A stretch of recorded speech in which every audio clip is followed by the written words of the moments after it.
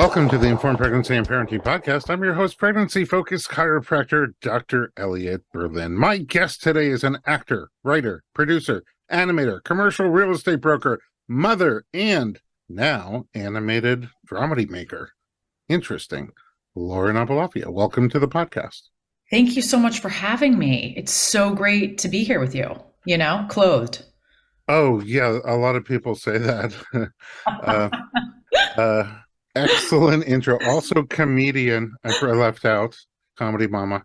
Okay, what I really want to get to is this little short animation that you made, the dramedy. And I love when somehow we take tragic things that happen and tell them over in a comedic way. I guess tragedy plus time. Yes. And yours is about your birth experience that was traumatic for you. Correct. And spoiler alert, mommy and baby end up okay. Correct. We're going to get there. But before we do, we always start at the beginning. Where are you from originally? Houston, Texas. It explains everything. Everything. I'm not sure. Use of hairspray? I don't know. Hairspray, big energy, big personality, big accomplishments. Oh, just big. Texas is just big. Everything big. What was Houston? Was it hot? Is that muggy? What is hot, moist, flooding, humid, great, nice, friendly people where I was in Houston because it's pretty cosmopolitan. Texas gets a bad rap, but Houston is a city. Yeah, it's like a magazine. Yeah. Or a drink. And I love Texans. Yeah. I love Texans too. Most Texans. Some Texans. Okay. Now, you started off as an actor. Tell me about the move into acting. Is it something you were interested in from the time you were little in big Texas, or little girl Texas? Loved, putting on a show, musicals. Really, my true love was musical theater.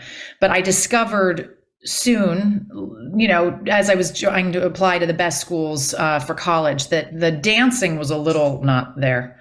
Oh, did you have any formal training in dance? Yeah, for sure. Just, didn't want to really follow the moves. Oh, you're the one hanging upside down off the bar.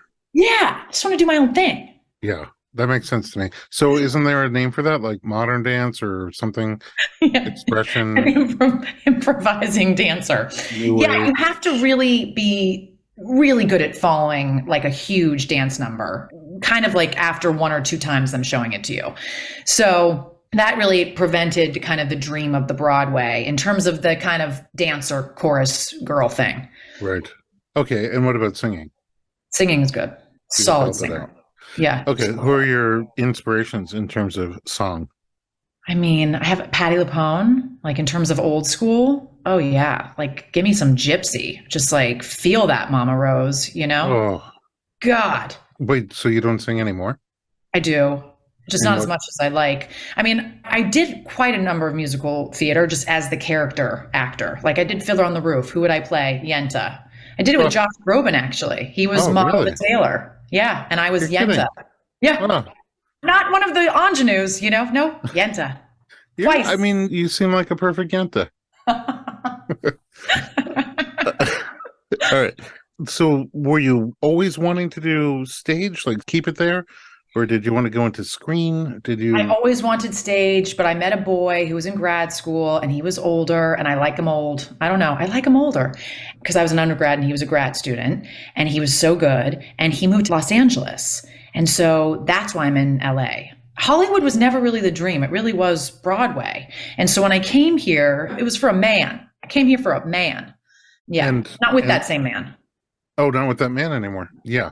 So does that mean, because you do commercial real estate also, like I feel like a lot of the actors, I don't know, wait tables or do massage therapy, commercial real estate.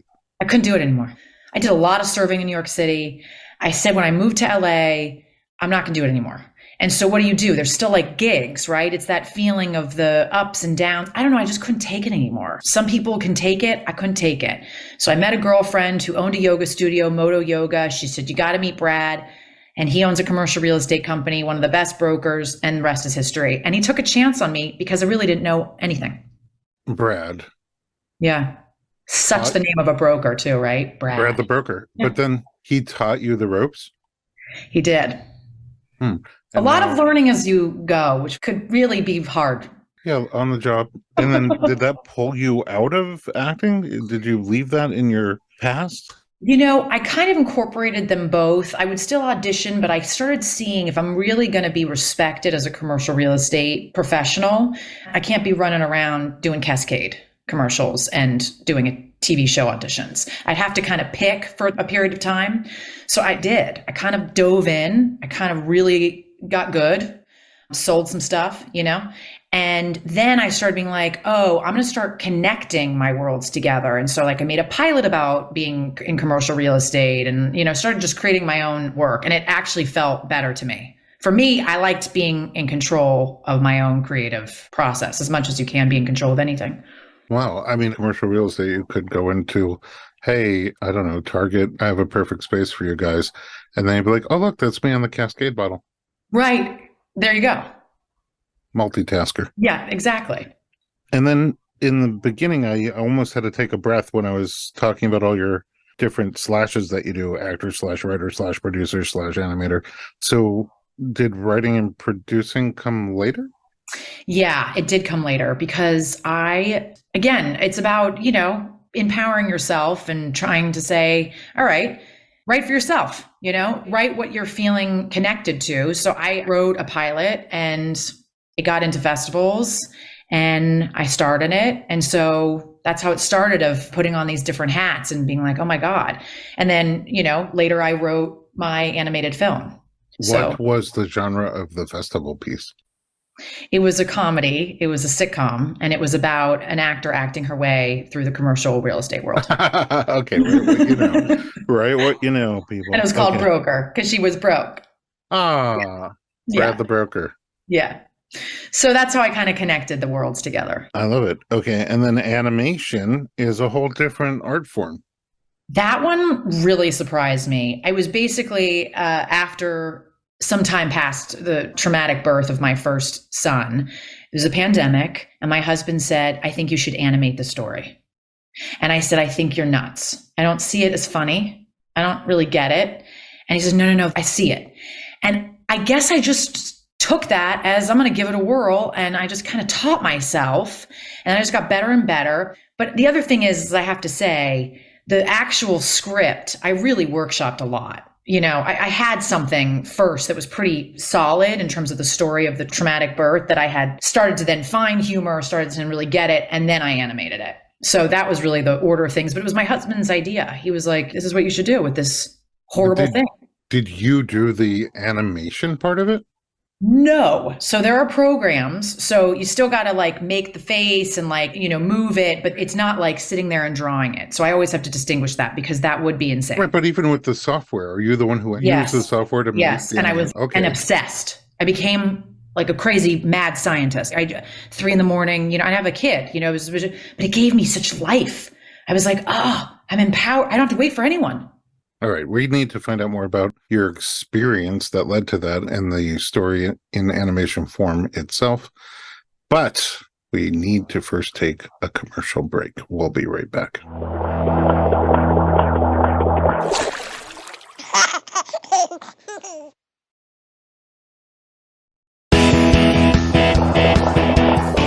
Welcome back. We're talking to Lauren Aboulafia. She, as you might remember, is an actor, writer, producer, animator, commercial real estate broker, mother of 2, and now she has created this short animated dramedy that was triggered by a traumatic birth story, which I'm sorry that you experienced that.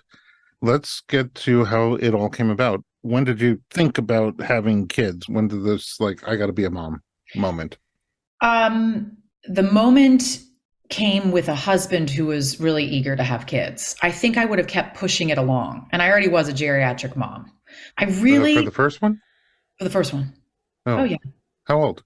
It's good moisturizer I'm using. I was 36 for the first one, geriatric. Oh yeah, dinosaur. Oh yeah, dinosaur. You still seem under 35 now. That's so nice. What a filter I'm using. Right. So he really wanted it. And I know about the ticking clock. I know about a geriatric pregnancy. So luckily that piece of the story was easy and I got pregnant very quickly. Okay. So it was like a boom. I really thought that when I wanted to have a baby, I wanted everything to be in order. I wanted to have the life be the way that I envisioned and then a baby. And that's just not doesn't work like that always. Yeah, does that ever happen? Always. No, but I'm just telling you, little Lauren thought that that's how it would go. But anyway, it was an encouragement and tick, tick, tick, tick. And so those two together, 36, happened quick, got pregnant. It was overall a really easy pregnancy. It really was. And until. Were you surprised that you got pregnant so fast? Yes. How'd you find out? A rash on my neck. Really? Yes. And then we read about it. I don't even know what that is. Oh, well, doctor, you should look it up. Oh, actor, writer, producer, animator, Dr. Lauren Aboulafia. Oh, doctor, you need to look this up. So I had a group of girls over, everyone with varying degrees of where they were with their own relationship to being pregnant. And then I couldn't hold it in because I couldn't believe it. So I took a test before these group of girls came over and I was pregnant. And my husband felt like he knew because of actually, he's the doctor, because of this rash. Huh. Did you get it with your second pregnancy? No. Not a very reliable sign. A little bit. I'm just saying. Okay, moving on. You're right. I can't remember. It's all blending together. That's the thing about these kids. But I'll tell you what doesn't blend together is the story of the first kid, because it's so much that it doesn't really blend. It's very clear still. And so I get pregnant very quickly. And then at 30 weeks, I just have like this most intense pain I've ever had in my whole life. And so I go to labor and delivery. I mean, do you want all these details or do you want me to no. Okay. Tell us everything. So I go to labor and we're here. Yeah. Yeah. Go to labor and delivery. Sweet woman, resident. She does all the tests. She says, I think it's just gas. And here's the moment in retrospect, a little pause. That's all I wanted to say. A little pause for me to just say, oh, just gas, go home. No, how about we just take a second? Anyway, so we go home and the night was excruciating pain, horrible. I mean, I've never felt pain like that ever. I mean, even to this day, labor is not as bad as this pain. I watched I Feel Pretty, which is bizarre, Amy Schumer's movie. I was like, this will distract me. Wait, is that the one where she had hyperemesis you're talking about? No. Can you imagine? I was watching that. God. No, this is like a light comedy. Okay. I don't know anything. Yeah. And I live in the hills. I like how you said, yeah. Yeah. I don't know anything. You're like, yeah, you don't even know the pregnancy sign. Anyway, so we live on top of a hill. So the next day, going to the doctor, because I'm still in excruciating pain, going down this hill, also every turn was like unbelievable. Where are you feeling this exactly? Stomach. Middle, like belly button, lower, above the pubic bone? everywhere in the stomach. Oh, okay. Yeah. It sounds like you intuitively knew something was up. I did. And again, in retrospect, I think that really is one of the main lessons and why I animated the story, tell the story is, I mean, it's just, you just have to be your best advocate, you know, they're not inside you. So anyway, go back to labor and delivery. Now it's not labor and delivery because I went to my fetal specialist. She sees something is wrong and she tells me there's a liter of blood she basically sees in my stomach. Oh my God. Now I'm going to the ER. I just stepped it up a level. You know, I was home for gas, ER the next day, you know, and the ER, these sweet doctors. And, you know, I get really high on the adrenaline of it. So I became like a stand-up comedian. I was so shticky because I think my anxiety was so intense that I kept making like these jokes. I mean, I had heads of oncology, baby doctors, emergency doctors, trauma. I mean, I had so many doctors because no one could figure out like, how does she have a liter of blood in her stomach? What are we going to do with the kid? You know, how are we going to get the baby? What are we going to do? And so they did exploratory surgery to try to see like what was wrong. They really didn't know. They knocked you out? Knocked me out. I'm just trying to wonder what was going through your mind as you're on the table getting knocked out. I was very high, doctor. I remember feeling like all the doctors were moving too quickly. And I told them all to stop and we needed to take a moment and come together. Okay. And so we did that. And that felt a little better. I needed to feel like we were all together on this and I was safe. So that's the most I can say in terms of my mind. It was like very simple. We're going to have to do a team gathering. And then I was out. And then I woke up with the doctor rocking my body back and forth because then the baby's heart rate was erratic and I had to go back in, open me back up. Wait. You got to go woke back. Up. Yeah, I'm just saying you woke up and the surgery was done? The surgery was done. You later find out what they did, which was they think, they don't know, that they saw that a fibroid ruptured. A fibroid attached to my bowel and ruptured, which is why there was a liter of blood. Did you know you had fibroids before the pregnancy? I did. But, I was already pregnant and it depends on where they are. And I've learned a ton about fibroids. They all want to study my fibroid. They wanted to write about it in Wow. the gynecology magazine because, fibroids, they've always been around, but they grow with pregnancy. I've never been this close to a famous fibroid. You really should. I mean, this is a big That's deal. autograph. This is huge. Okay. So So, it grew with the pregnancy. So it got really big yeah, and then it ruptured. And then, the pain was blood, like a liter of blood, like in from there. your bowel From the bowel and the fibroid, a rupture. exploding. Mhm. Okay. So, what did they do in the surgery? Because obviously it wasn't enough.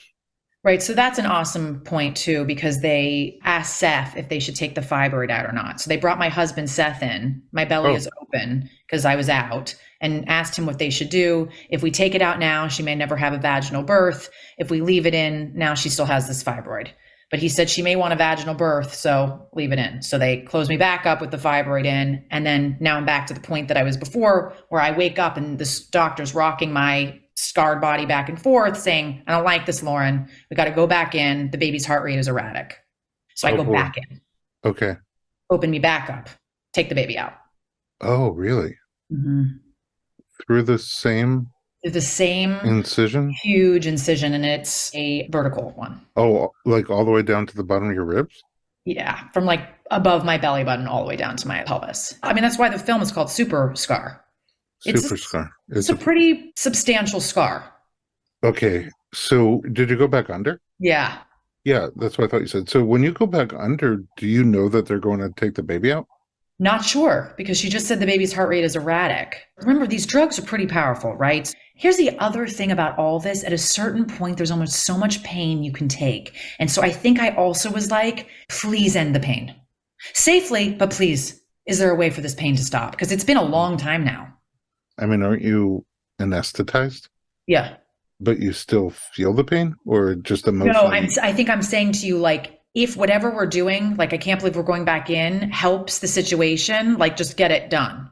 It was very quick, though, doctor, very quick. I mean, it was like shake, shake, shake, look above, baby's heart rate is erratic, shoom, down, back. Okay, and you're 30 weeks. 30 weeks. So you wake up, I mean, that's really early. So you wake up and, Yeah. I mean, what do they tell you? Who tells you?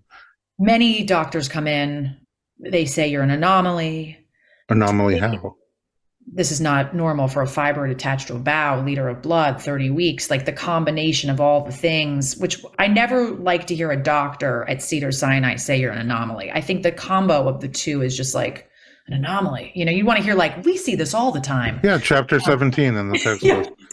Yeah. So, I mean, especially since they delivered like 9,000 babies a year. yeah, I'm an anomaly. You're an anomaly. And I have every group again of the doctors coming in, checking in on me. The baby was big, so that was like a blessing. He was born 4 pounds, 3 ounces.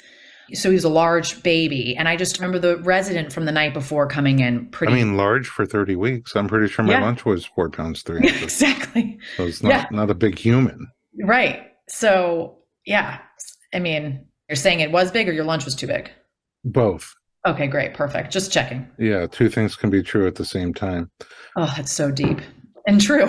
So anyway, that's the whole thing about this whole story. I mean, I think if it wasn't for humor, I think this chapter almost killed me. I mean, it did. I did almost die without modern medicine for both my baby and me, So the story in some ways, and at this moment, there's relief. The baby is okay, right? The baby's big. It's going to be in the NICU. Just using comedy to help me get through this. Anyway, I'm going to continue on because in this moment, everything is okay in the story. And he's in the NICU. I'm not seeing him yet, which is a hard way as a mom. You hear this. I mean, but what about even just you in recovery from 2 surgeries and with a scar going all the way up, to your... Oh, yeah. Yeah. A lot of drugs, very high. Had the awareness to get Glam Squad to come to my room. Really? And do my hair. Are you serious? I hope we have cannot make this pictures of up. that. We do. Okay, good. I was like, we're going to do some stuff to this mama. Like, I just been through the war zone. And I Yeah. have the scars to prove it. I mean, it sounds like, first of all, is your husband a doctor? No, I didn't think so. So, how does he even feel about that decision they sort of put on him? pretty heavy. Pretty Uh, heavy. I mean, not to say that his part in it was, you know, more intense than your part in it, Right. but still, that's like, I don't know which decision to make. Holy crap. I mean, it Mm-hmm. sounds like your baby's life was in danger, your life was in Mm-hmm. danger. Mm-hmm. I assume your uterus was in danger, but Mm-hmm. you still have it. Mm-hmm. And wow, that's just so intense. I would like to hope that if my life got that scary, that I could fall back on comedy. Oh, that's beautiful. Yeah. I can't even say it was similar to that, but I had very scary time after, COVID in March 2020 when I was in the ICU and we didn't know anything about COVID and I was really having a hard time breathing and I stopped breathing at some point. Ugh. And I remember the Ugh. nurse, what happened? She came in and she's like, "Oh, Elliot, one of the things that's really troubling us is your blood pressure is super low. And normally I have kind of higher blood pressure." Right. She's like, "And if we can't get it up, we're going to have to give you this drug that can only be administered through an IV in the jugular vein in your neck." And I was like, "Well, Yeah. I'm pretty sure you just solved the problem because I feel my blood pressure going up right now." And she's like, "Okay, just so you know, you're the only one in this unit who's still making jokes and asking for food every day because they weren't Oh feeding me." my God. I'm I like, if love either of that. those two go away, just pull the plug. I mean, seriously. Yeah. Seriously. And then she made a joke. She said, "You're not on a ventilator." I'm like, "That's not funny." God.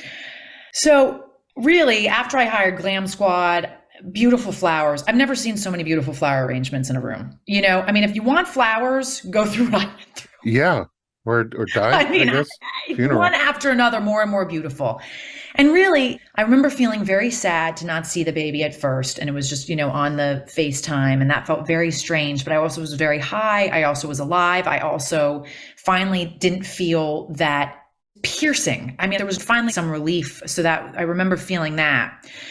And really, the NICU was okay at first. I mean, it's a very intense place. There's lots of beeping. Everyone talks about it in the NICU, and there's cords. And, there's also, unfortunately, and I can't wait to do something about it soon, there's a library at Cedars that has stars on the walls with all the babies' names that didn't make it.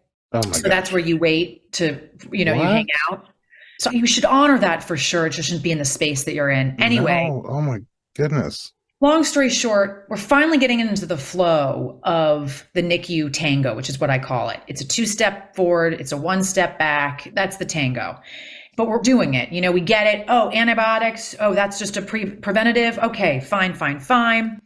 You know what? Okay, I've been here a month now.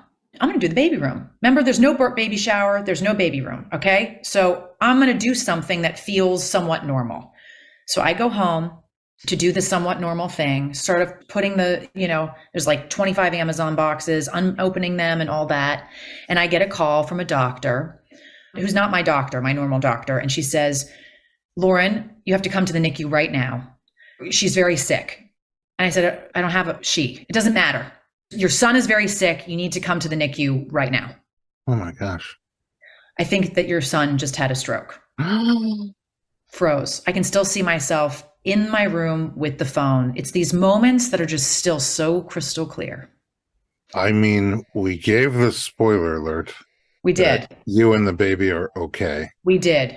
I have no idea what happens next, but we need to take a quick break. And when we come back, we'll get the rest of the story.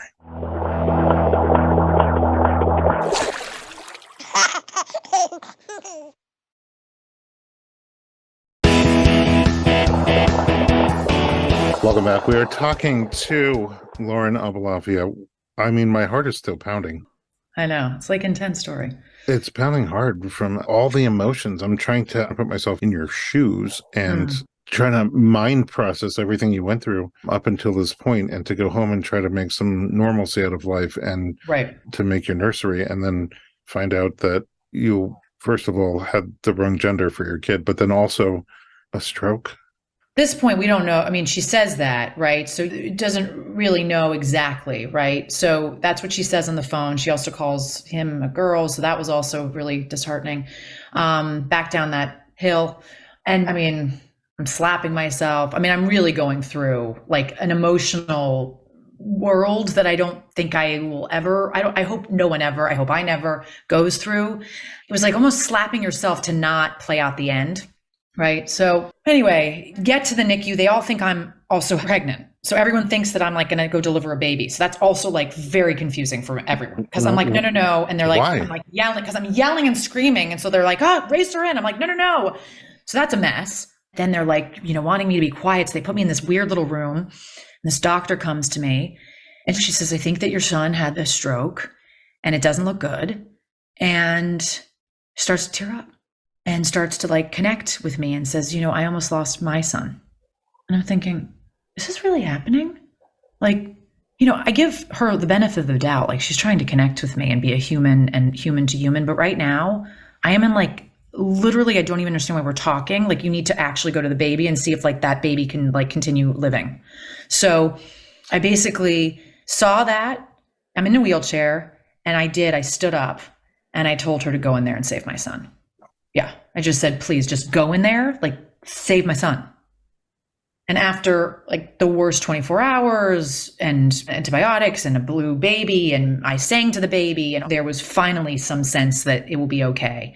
But then we still didn't know. And this is what's so hard about the NICU and why I have so much heart for everyone in the NICU and like want to give back so much is because it's a never ending roller coaster in there. I mean, not for everyone, but for most people who go in early, you get a breath and then you can't. So your nervous system just is not relaxing. So I think that I'm out of it. They also first don't know what he had. They don't still know if it's a stroke or what he had. And then they finally figure out it's meningitis. And the only way to do that and figure that out is they puncture the baby. So that's intense. But meningitis might mean he might have cerebral palsy and he might never walk. So now I'm dealing with that. I'm also a neurotic Jew. So I already do this already, play at the future. So now I'm like, can he not hear? Can he not see? Will he not be able to walk? And I'm going over this as the clock is ticking. And I'm waiting for them to tell me anything. Because if it got to the brain, which is the next test, it means meningitis, which he did have. So anyway, now I'm thinking, to what end, what of this meningitis is the baby going to be affected by? Now you got to do an MRI to see. You waited for that. Long story short, because it's too agonizing actually to probably take everyone through all this. Let's just feel the relief. The MRI comes back and it's normal. Wow. And the amount of relief, I mean, it was like, I've screamed in the pumping room. I was just like, I cannot believe this baby is going to be okay after all this. It was just.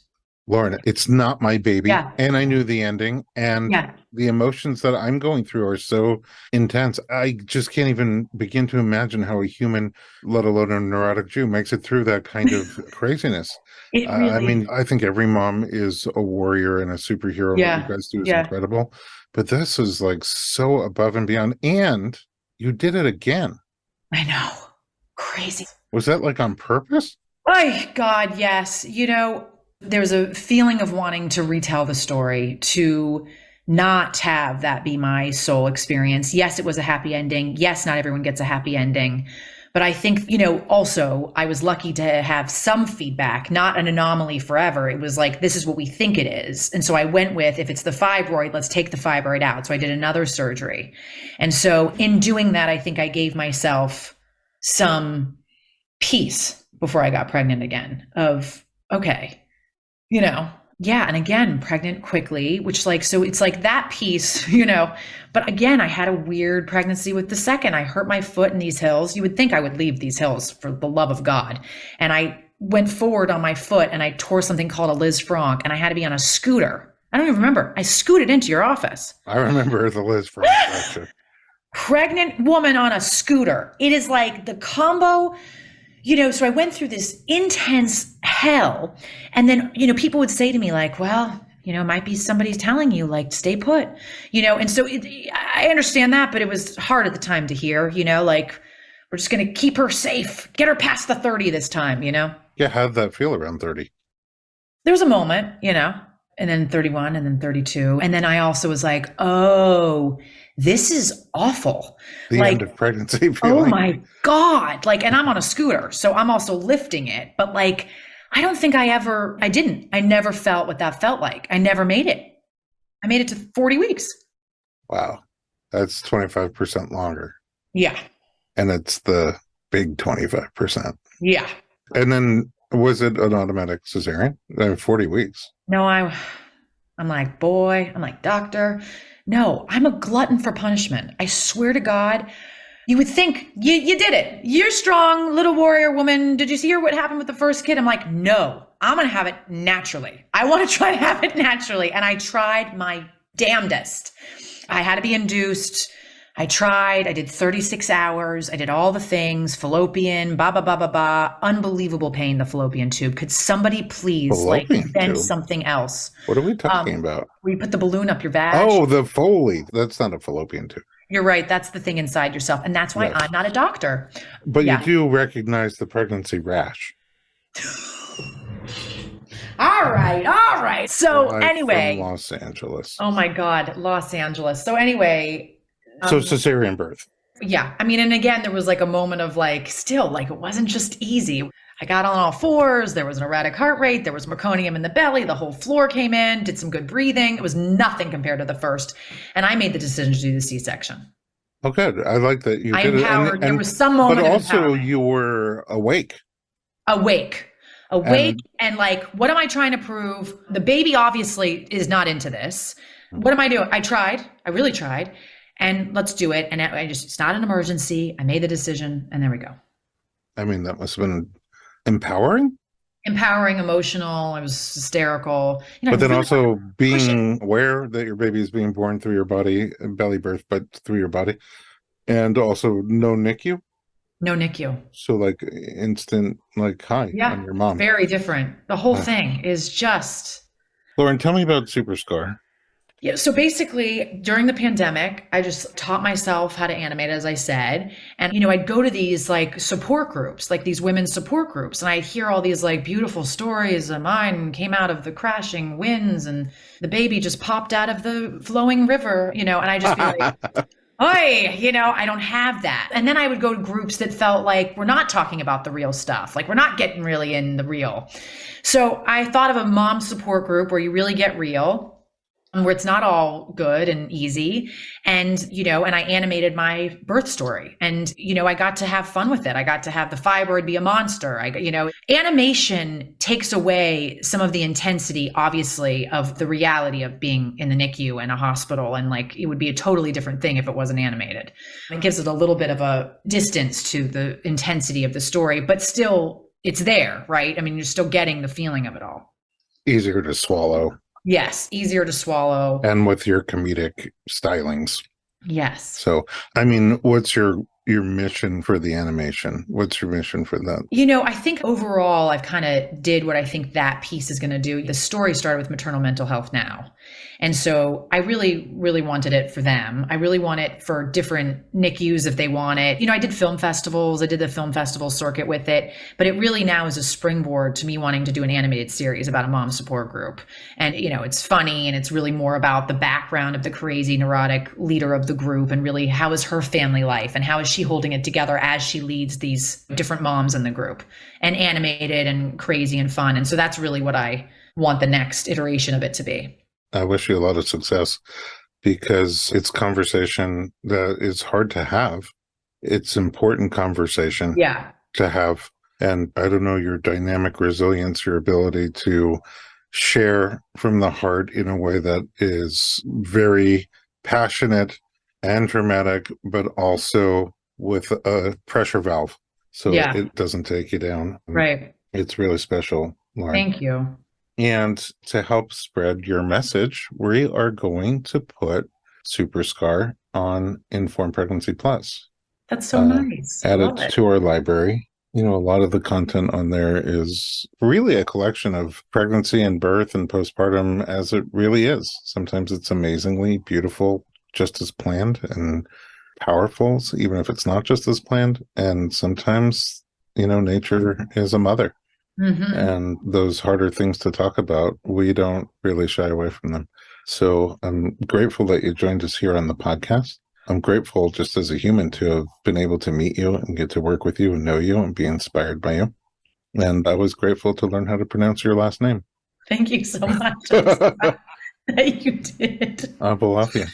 So, in addition to Superscar being on Informed Pregnancy Plus, where can we find you online? At Lauren Aboulafia. How do you spell it? I know how to say it.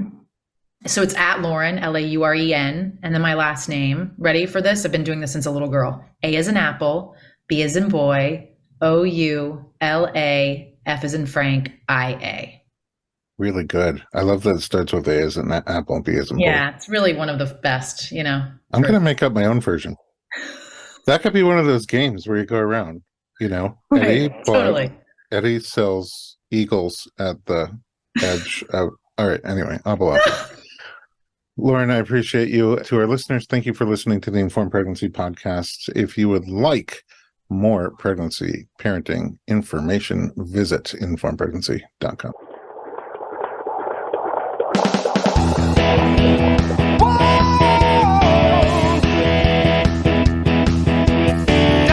Doctor, give me the news. I got a whole